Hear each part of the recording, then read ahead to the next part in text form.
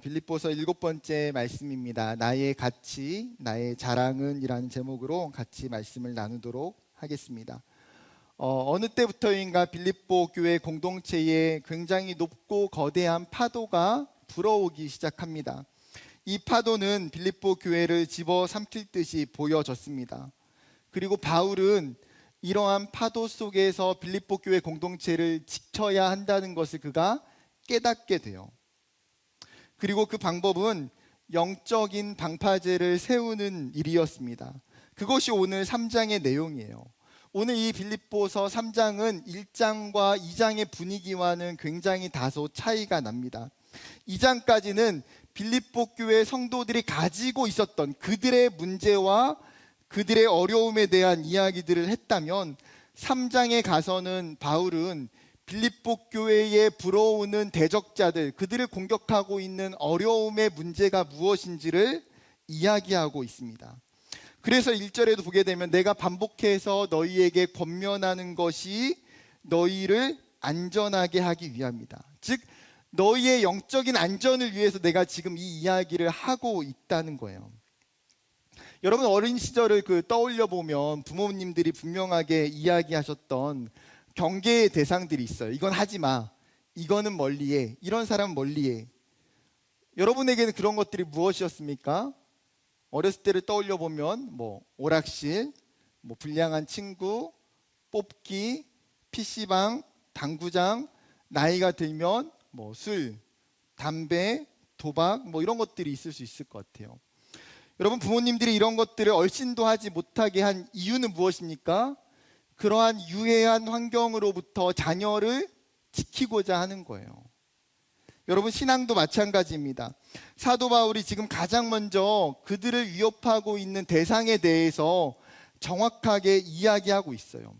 2절에는 3번이나 반복하는 단어가 무엇입니까?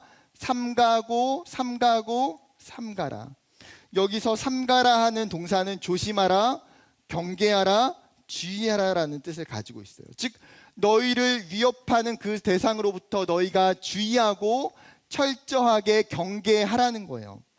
무슨 대상입니까? 개들을 삼가고 행악하는 자들을 삼가고 몸을 상해하는 일을 삼가라. 여러분 당시에 유대인들에게 있어서 개라는 동물은 사실 사랑스러운 짐승이라기보다는 부정적인 동물, 불결한 더러운 짐승이었어요. 떼지어서 동네를 돌아다니고요, 쓰레기통을 뒤져서 먹는 야생의 개들이 굉장히 많았습니다. 이사야 선지자도 단적인 예로 56장 11절에 이런 표현을 해요. 이 개들은 탐욕이 심하여 족한 줄을 알지 못하는 자들이요 그들은 몰지각한 목자들이라 다 제 길로 돌아가며 사람마다 자기 이익만 추구하며. 지금 이사야 선지자는 먹는 것에 굶주려 있고 탐욕스럽고 부정적인 모습을 하고 있는 것을 그 대상을 표현하면서 개라는 비유로 지금 상징하고 있어요. 여러분 뿐만 아니라 우리가 아는 것처럼 유대인들은 이방인들을 바라볼 때 어떻게 바라봅니까? 개들이라고 바라봐요. 심지어 이방인과 유대인들의 혼혈 족속이었던 사마리아인들을 바라볼 때에도 그들을 칭할 때도 어때요? 개라고 취급했습니다. 그런데 사도 바울은 지금 이 부정적인 이미지가 있는 개라고 하는 호칭을 지금은 누구를 사용하고 있어요? 유대인들에게 사용하고 있다는 거예요. 뿐만 아니라 뭐라고 말합니까? 너희는 악을 행하는 자들, 악을 만드는 자들이라는 거예요. 여러분 친구에게 이렇게 이야기하면 어떨까요? 야, 너는 너의 인생과 너의 삶은 악을 만드는 공장이야. 여러분 그렇게 표현하면 그 친구랑 거의 싸우자는 거예요.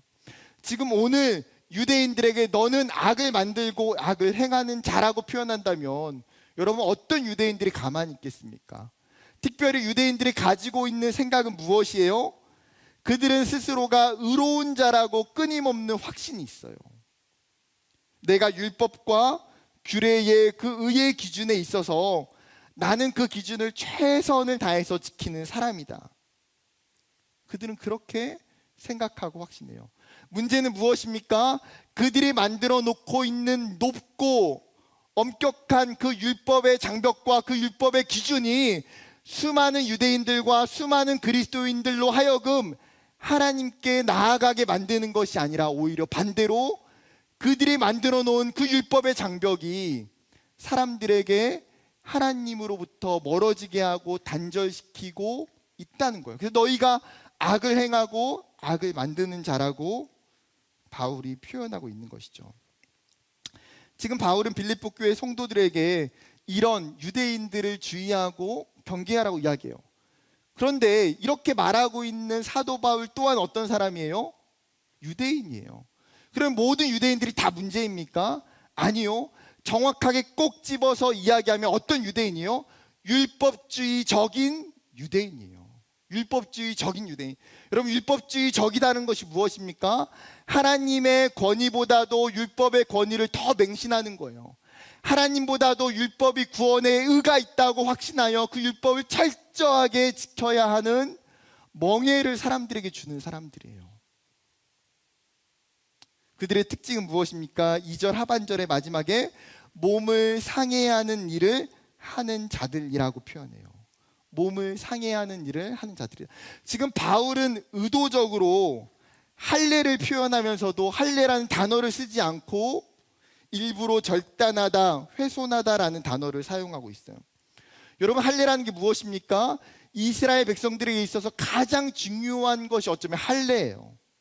하나님과의 언약의 상징이고요, 하나님의 백성임을 깨닫게 해주는 표징이에요. 그런데 바울은 이 표현을 지금 할례를 비하하고 있는 표현으로 사용하고 있어요. 마치 이교도들이 자신의 몸을 상해하면서 얻게 되는 그 종교적 엑스터시로부터 동일하다고 지금 치부하는 거죠. 여러분, 바울이 지금 할례를 무시하고 있는 것입니까? 그렇지 않아요. 진정한 할례를 깨닫지 못하면서 단순히 육체적인 할례만을 구원의 전제 조건으로 삼고 있는 그 유대인들을 비난하는 거예요. 유대인들은 끊임없이 우리는 할례를 받았어, 그리고 할례를 받으면 당연히 구원받았어 라고 인식해요. 그런데 바울이 말하는 건 무엇입니까? 너희가 할례를 받는다고 해서 구원받는 게 아니라는 거예요. 바울이 로마서 2장에 진정한 할례에 대해서 이렇게 이야기합니다. 2장 28절과 29절. 무릇 표면적 유대인이 유대인이 아니요 표면적 육신의 할례가 아니니라. 오직 이면적 유대인이 유대인이며 할례는 마음에 할지니 영에 있고 율법 조문에 있지 아니한 것이라. 그 칭찬이 사람에게서가 아니요 다만 하나님에게서니라. 뭐라고 말합니까? 진정한 할례는 어떤 할례예요? 하나님을 사랑하는 그 사랑의 마음과 중심이 있는, 헌신이 있는 할례라는 거예요. 단순히 유대인들이 말하고 있는 그 육체적인 할례, 믿음이 없이 중심이 사라진 할례는 단순한 행위에 불과하다는 거죠. 바울은 빌립보 경도 성도들에게 이야기합니다. 지금 이 유대인들이 진짜 하나님의 백성이 아니라 진짜 언약의 백성, 진짜 할례파는 바로 우리다. 그게 3절 말씀이에요. 3절 같이 읽어볼까요? 시작. 하나님의 성령으로 봉사하며 그리스도 예수로 자랑하고 육체를 신뢰하지 아니하는 우리가 곧 할례파라. 여러분, 지금 유대인들이 주장하고 있는 그 진리, 그 하나님에 대한 의의 개념에 있어서 바울은 정반대의 개념을 지금 제시하고 있는 거예요. 유대인들은 뭐예요? 거듭거듭 이야기하는 것처럼 할례를 받고 율법을 지켜야만 진정한 하나님의 백성이다라고 이야기한다면 바울의 입장 무엇입니까? 절대 그게 아니라는 거예요. 그러면 바울이 말하고 있는 진정한 할례파의 조건, 진정한 하나님의 백성이 되는 조건이 무엇입니까? 3절의 말씀을 자세히 봐야 돼요. 첫 번째는 뭐냐면 하나님의 성령으로 봉사하는 자예요. 하나님의 성령으로 봉사하는 사람. 여러분, 여기서 봉사하다라고 하는 이 헬라어 단어는 섬기다 그리고 예배하다라는 단어를 의미를 가지고 있어요. 즉 진짜 할례파, 진짜 하나님의 백성은 실제로 어떤 사람이에요? 하나님을 예배하는 사람이 진짜 하나님의 백성이라는 거예요. 여러분, 우리가 어떠한 계명보다도, 우리가 어떠한 율법을 철저하게 지키는 것보다도 더 중요한 게 있어요. 그것은 하나님과 친밀한 교제를 누리는 것, 하나님과 친밀한 관계 가운데에 나아가는 거예요. 여러분, 그것은 결국 무엇입니까? 하나님을 만나고 하나님을 교제하는 예배 안에 있다라는 거예요.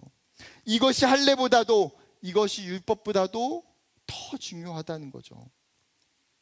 여러분, 우리가 종종 유대인들과 같이 실수하기 쉬운 게 있어요.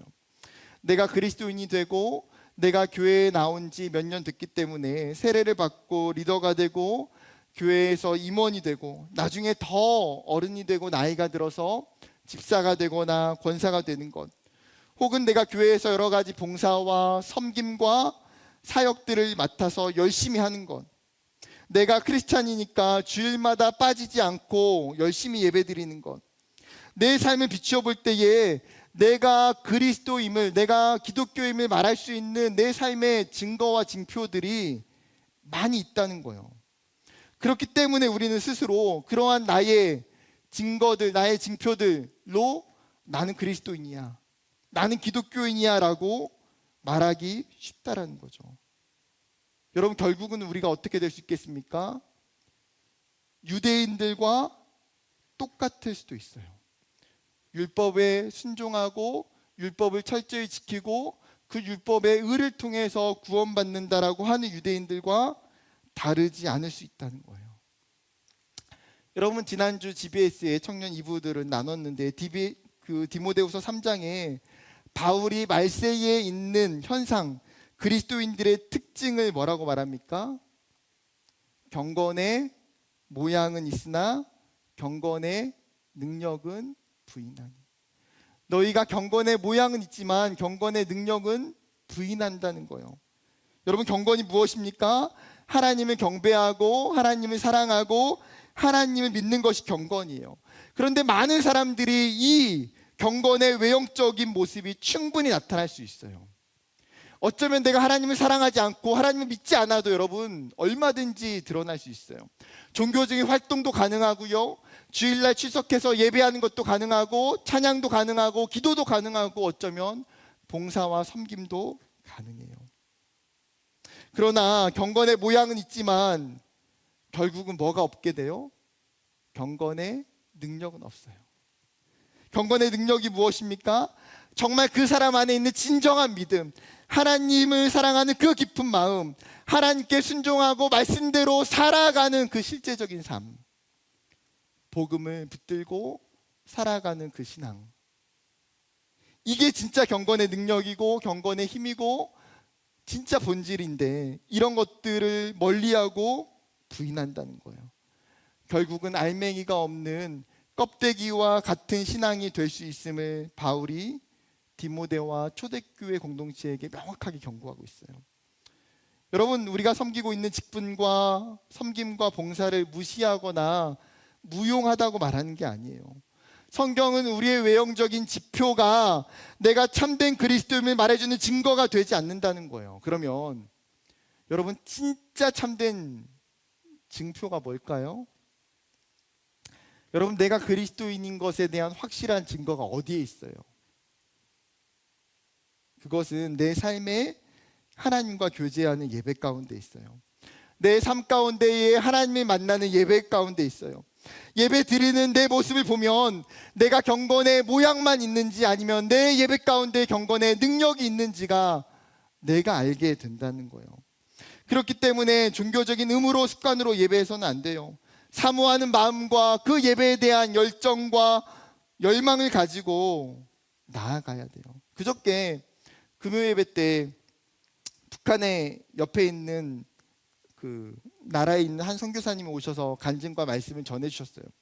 부안상의 이유로 자세하게 설명 못하지만 그분이 북한에 온 노동자들에게 일을 주고 섬기면서 복음을 전하세요. 그리고 그들이 복음을 받아들이고 그곳에서 얼마 있지 않아서 다시 북한으로 들어가요. 왜 북한으로 들어갑니까? 그 북한에 있는 지하의 가정교회를 섬기고 그곳에서 예배하기 위해서. 서로의 소식을 편지로 주고받을 때가 있는데 하나같이 그 편지에 그 북한에 있는 성도들이 쓰는 것이 무엇이냐면 마음껏 예배하고 마음껏 찬양할 수 있었던 그 시간이 너무나 그립고 또 그립다는 거예요. 간증을 들으면서 북한에 있는 그 지하교회 성도들이 예배를 사모하는 그 마음이 얼마나 클까. 그들은 예배를 드리고 싶어도 드릴 수가 없는데 나는 은혜로 이토록 예배드리기 좋은 환경에 있는 것이 새삼 얼마나 감사한지를 깨닫게 돼요. 사랑하는 청년 여러분, 예배할 수 있는 자유가 있고 예배할 수 있는 시간이 있고 예배할 수 있는 공동체가 있는 것이 은혜예요. 여러분, 그렇게 그냥 예배하는 것이 아니라 성경은 정확하게 뭐라고 예배합니까? 어떻게 예배라고 얘기해요? 하나님의 성령으로 예배하며. 여러분, 우리 예배 가운데에 내 삶에 필요한 게 결국 뭐예요? 내 삶에 하나님의 성령이 필요하다는 거예요. 내 삶에 하나님의 성령의 임재 가운데 예배하는 것이 필요하다는 거예요. 예수님께서 우물가에서 만났던 그 사마리아 여인에게 중요하게 말씀하시는 것이 무엇입니까? 그 여인이 예배에 대한 질문을 예수님께 드릴 때에 예루살렘에서도 아니고 사마리아에서도 아니고 어디서 예배 드리는 것이 중요한 것이 아니라 그것보다 더 중요한 게 무엇입니까? 너희가 예배할 때에 영과 진리로 예배하는 것이 중요하다고 이야기해요.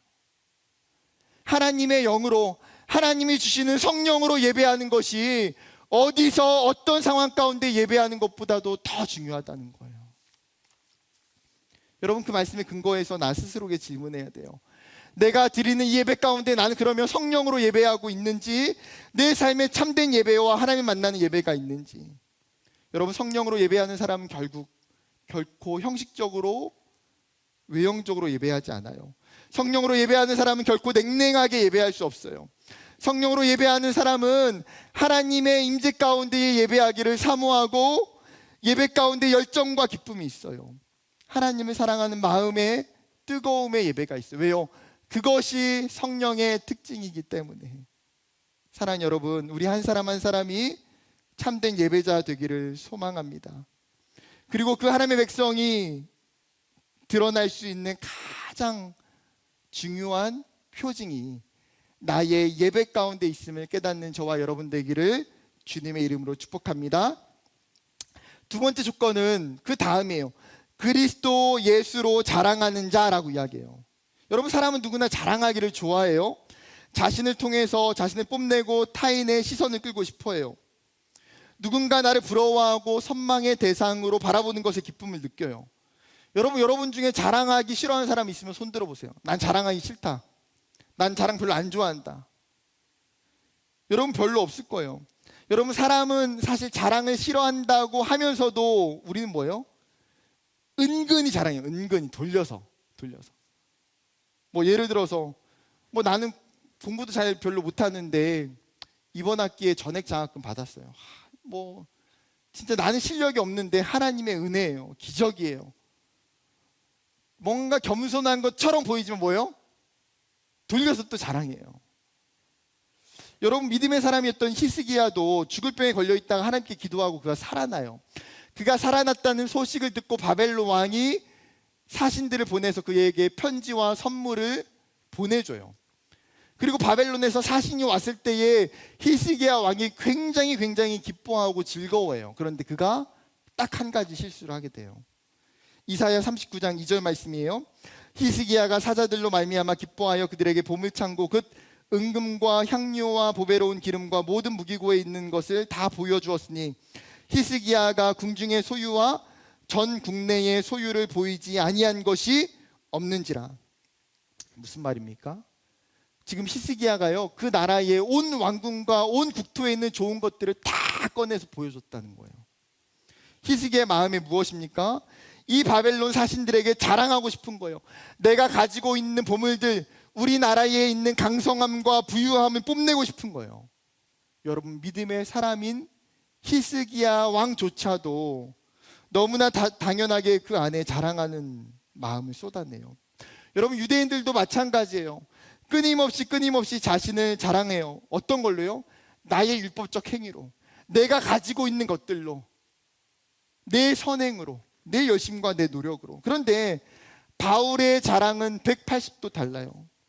여러분, 오늘 본문에서 바울이 말하고 있는 것이 무엇입니까?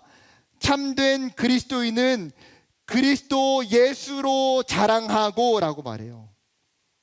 다른 번역본은 그리스도 예수 안에서 자랑하라라요. 여러분, 그리스도 예수가 즉 내 자랑의 대상이고 내 자랑의 중심이 되라는 거예요. 여러분, 바울은 여기에 유대주의자들과 충돌하는 중요한 진리를 가르쳐줘요. 결국은 율법의 의가 아닌 뭘 말하고 있어요? 예수 그리스도를 말하는 거예요. 참된 의는, 진정한 의는 예수 그리스도만을 통해서 나타난다는 거예요. 그래서 9절에 뭐라고 말합니까? 내가 가진 의는 율법에서 난 것이 아니라 오직 그리스도를 믿음으로 말미암은 것이니 곧 믿음으로 하나님께로부터 난 의라. 결국은 참된 의는 누구를 통해서 온다고요? 예수 그리스도를 통해서 이루어져요. 완전한 의는 예수님밖에 없어요. 그렇기 때문에 바울은 지금 그리스도에 대한 자랑, 예수 그리스도에 대한 이야기가 자신의 삶의 이제 중심이 될 수밖에 없어요. 여러분, 이것이 비단 바울만의 이야기입니까? 바울만 가능한 건가요? 아니요, 그렇지 않다는 거예요. 여러분, 우리 가운데에도 내 삶의 참된 구원은, 참된 의는 예수 그리스도에게 있어요. 그분을 믿음으로, 그분을 통해서 우리는 구원이 이루어져요. 그렇다면 우리가 자랑해야 될 것이 무엇입니까? 내가 성공하고 내가 더 높은 위치에 올라가고 내가 더 많은 것을 가지고 누리는 것이 아니라 나의 진정한 구원의 의가 되시는 예수 그리스도, 그것이 우리 인생의 가장 중요한 자랑의 대상이 되어야 한다라는 거예요.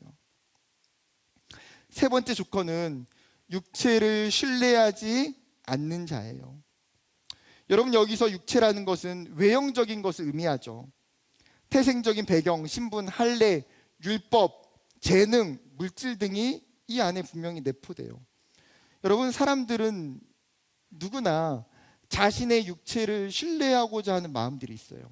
그것이 나의 힘이고, 그것이 나의 백이고, 그것이 나의 울타리고, 그것이 나의 전부라고 생각하고 싶은 마음들이 들어요. 여러분, 제가 신학교에 가니까 신학교에도 이게 그 성분이 나눠져 있어요. 우리가 속된 말로 이제 그런 장난을 많이 쳐요. 신학생들 중에서도 성골, 진골이 있어요. 성골은 누굴까요? 목사님 자녀들, 큰 교회 목사님 아들들. 이 목사님 자녀들은 어떤 장점이 있어요? 아버지를 통해서, 교회를 통해서 오랫동안 많은 것을 보고 배웠어요. 아버지가 가지고 있는 좋은 것들을 많이 물려받았어요. 아버지의 그 울타리 안에서 많은 것들을 할 수 있는 사람들이에요. 그래서 우리가 장난으로 성골이라고 불러요. 진골은 누가 진골일까요? 목회자 자녀는 아닌데 경제적으로 부유한 집안의 자녀들이 있어요. 왜요? 대부분의 신학생들이 경제적으로 넉넉하지가 않아요. 학교를 다니는 것, 책을 사는 것, 공부를 하고 나중에 유학을 가고 하는 모든 것들이 사실 쉬운 일이 아니에요. 그런데 경제적으로 부유한 가정들, 친구들은 사실 그런 문제를 갖지 않아요. 그래서 우리가 장난삼아 진골이라고 불러요. 저는 어디에 속했을까요? 평민. 아무것도 없는 평민. 여러분, 이러한 생각은 유대인들도 마찬가지였고요, 빌립보 교회 성도들도 마찬가지예요. 지금 바울이 자신의 이야기를 먼저 꺼내놓으면서 5절과 6절에 이렇게 이야기해요. 나는 8일 만에 할례를 받고 이스라엘 족속이요 베냐민 지파요 히브리인 중에 히브리인이요 율법으로는 바리새인이요 열심으로는 교회를 박해하고 율법의 의로는 흠이 없는 자라. 지금 그 사람들에게 자신의 이야기를 설명하고 있는 바울이에요. 나는 가장 누구보다도 순수한 혈통을 가지고 있다. 난지 8일 만에 할례를 받았다. 여러분, 난지 8일 만에 할례를 받았다는 것은 무엇입니까? 하나님이 아브라함을 통해서 이야기하셨던 언약의 백성임을, 순수한 혈통임을 이야기하는 거예요. 그는 히브리인 중에 히브리인이고 이스라엘 족속이에요. 여러분, 단적인 예로 디모데는 할례를 받았을까요? 안 받았을까요? 디모데는 바울을 만나기 전까지 할례를 안 받았어요. 왜요? 그의 어머니는 유대인이지만 그의 아버지는 헬라인이었기 때문에. 지금 이 디아스포라에 있는 수많은 사람들, 이 빌립보 교회 성도들 대부분은요 할례를 받지 않은 사람들일 거예요. 또 뿐만 아니라 바울이 자신을 설명한 것이 무엇입니까? 나는 남유다에 속해 있는 베냐민 지파 출신이고 또 나는 정통 히브리식 교육을 받은 사람이라는 거예요. 여러분, 바울의 고향은 길리기아 다소라는 곳이에요. 사실 다소라는 곳은 헬라니즘 문화와 교육에 굉장히 좋은 도시예요. 그런데 그의 부모는 일찍이 그 다소를 떠나서 바울을 공부시키기 위해서, 율법주의적인 공부를 시키기 위해서 예루살렘으로 이주해요. 그리고 심지어 어떻습니까? 당대의 최고의 랍비였던 가말리엘 문화로 들어가게 해요. 가장 최고의 스승 밑에서 율법을 공부했고 심지어 히브리어에도 능통했다고 이야기해요. 바벨론 포로 이후에 이스라엘 사람들 중에 히브리어를 잘 알거나 사용하는 사람들이 많지가 않아요. 그런데 바울은 뭐라고 말합니까? 내가 히브리어도 탁월하다고 이야기해요. 뿐만 아니라 열심과 특심도 있죠. 율법으로는 바리새파 출신이에요. 율법을 가장 철저히 지키는 사람이다. 그리고 나는 열심과 특심이 강한 사람이에요. 그 예루살렘 교회의 7 집사 중에 하나였던 스데반을 죽이기에 앞장섰고 예수 믿는 사람들을 잡아 처형시키기 위해서 제사장들에게 가서 권한을 받아서 다메섹에 예루살렘에 있는 수많은 그리스도인들을 잡아들인 사람이에요. 여러분, 그가 나열하고 있는 인간적인 조건을 보면 바울은 어떤 사람입니까? 당대의 최고의 조건을 다 갖춘 사람이에요. 어쩌면 그가 예수님을 만나지 않았다면 사도 바울은 예루살렘 가운데 가장 유명한 랍비가 되었든지 아니면 예루살렘에 있었던 사내들인 공회원의 정치인 중에 한 사람이 분명 되었을 거예요. 그런데 바울이 뭐라고 말합니까? 그 다음의 이야기가 중요해요. 7절. 그러나 무엇이든지 내게 유익하던 것을 내가 그리스도를 위하여 다 해로 여길 뿐더러. 바울은 과거에 내가 유익하다고 생각했던 것들이 지금 내가 예수를 만나고 보니까 뭐라고 이야기합니까? 다 해로 여겨진다는 거예요. 쓸모없고 부질없고 의미 없는 것들. 아니요, 8절에 가서는 더 심각한 표현을 사용하고 있죠. 그것들이 나에게는 지금 어때요? 배설물과 같이 여겨진다. 완벽하게 내 삶에서 가치가 있지 않다는 거예요. 이러한 바울의 주장이 우리가 잘 이해가 되잖아요. 왜요? 성공주의적인 시대를 살아가고 물질 만능주의적인 시대를 살아가는 우리는 어쩌면 바울이 이야기하고 있는 이것들을 얻기 위해서, 이 조건들을 갖추기 위해서 지금도 열심히 살아가고 있거든요. 그것이 우리의 삶의 가치고 우리의 삶의 중심이에요. 그런데 바울은 그것을 뭐라고 말합니까? 내 삶에 그것이 손해고 내 삶에 그것이 손실이라는 거예요. 왜요? 내가 지금까지 살면서 그 세상의 가치를 얻기 위하여 쏟아냈던 내 시간, 내 열정, 내 삶의 목적과 방향이 지금 뒤돌아보니까 내가 예수를 만나기 위해 모든 것들로부터 멀어지게 하는 것들이라는 거예요. 내 삶에 더 중요한 가치가 있는데 그것을 발견하지 못하고 세상의 육체적인 것들을 채우기 위해서 살아가는 삶이 나에게 있어서 영적인 낭비고 손실이라는 거예요. 여러분, 사도 바울이 이렇게 말할 수 있는 것이 무엇입니까? 자신의 삶에 참된 가치를 발견했기 때문에. 그러면 마지막으로 한 가지 더 질문을 해야 돼요. 여러분, 사도 바울이 원래부터 이런 사람이었습니까? 사도 바울의 인생이 원래부터 예수가 전부고 내 삶에 있는 모든 것들이 아무것도 아닌다라고 고백했던 사람입니까? 아니요, 그렇지 않아요. 사도 바울은 자신이 고백했던 것처럼 어쩌면 그는 세상에 있는 것들을 얻기 위해서 가장 열심을 냈던 사람이에요. 세상의 육체적인 조건을 배경으로 삼고 그것을 가지고 성공하기 위해서 열심을 냈던 사람이에요. 그런 그가 어떻게 하루아침에 정반대의 삶을 살고 있습니까? 어떻게 그가 하루아침에 자신이 가지고 있는 그 모든 가치관이 전복될 수 있나요? 7절과 8절의 상반절의 말씀이에요. 그러나 무엇이든지 내게 유익하던 것을 내가 그리스도를 위하여 다 해로 여길 뿐더러 또한 모든 것을 해로 여김은 내 주 그리스도 예수를 아는 지식이 가장 고상하기 때문이라. 내가 모든 것을 해로 여기면 뭐라고요? 내 주 그리스도 예수를 아는 지식이 나에게 가장 고상하기 때문이라. 여러분, 이것이 핵심이에요. 바울에게 없었던 것이 생겼어요. 무엇입니까? 예수를 아는 지식이에요. 그의 인생에 예수가 없었어요. 그의 인생에 세상의 것들이 가득 찼어요. 그런데 그가 예수를 핍박하기 위하여 다메섹으로 가는 그 길에서 예수를 만나고 그의 인생에 들어온 것이 무엇입니까? 예수 그리스도를 아는 그 지식이, 예수 그리스도에 대한 그 경험이, 예수 그리스도에 대한 그 만남이 자신의 인생에 들어왔어요. 여러분, 바울이 이야기하는 고상함이다라는 표현은 원래의 단어의 뜻은 탁월함이에요. 그것이 가장 높다, 그것이 가장 가치 있다, 그것이 가장 귀하다는 거예요. 여러분, 바울이 고백하는 것이 무엇입니까? 내 인생 가운데에 가장 귀한 거 하나만 꼭 꼽으라고 이야기한다면 무엇이냐? 예수를 경험하고 예수를 아는 그 지식이 내 인생에 가장 고상합니다. 제가 몇 년 전에 이 말씀을 묵상하다가 하나님이 참 큰 은혜를 주셨어요. 하나님, 내 인생 가운데 예수가 찾아와서 나를 만나주시고 내 인생 가운데에 그 예수를 알아가는 것이 내가 세상에 그 어떤 것을 얻고 그 어떤 자리에 올라가고 그 무엇을 하는 것보다도 하나님 가장 귀합니다. 하나님이 그것들을 제 마음 가운데 고백할 수 있게 해주셨어요. 여러분, 여러분의 인생도 아마 다 동일할 거예요. 예수를 믿지 않고 늦게 신앙생활 하고 교회에 들어오고 고백하는 청년들의 이야기가 무엇입니까? 내가 예수를 모를 때는 세상에 있는 것들을 열심히 쫓아 살았다는 거예요.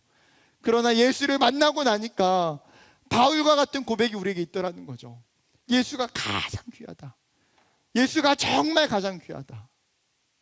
사랑하는 여러분, 이 고백이 저와 여러분의 고백이 되길 원해요. 우리에게 있어서 가장 중요한 가치가 세상에 있습니까? 아니요. 우리에게 있어서 가장 중요한 가치는 예수 그리스도에게 있어요. 그리고 그것을 세상 가운데에 자랑하고 고백할 수 있는 저와 여러분의 삶이 되기를 주님의 이름으로 축복합니다.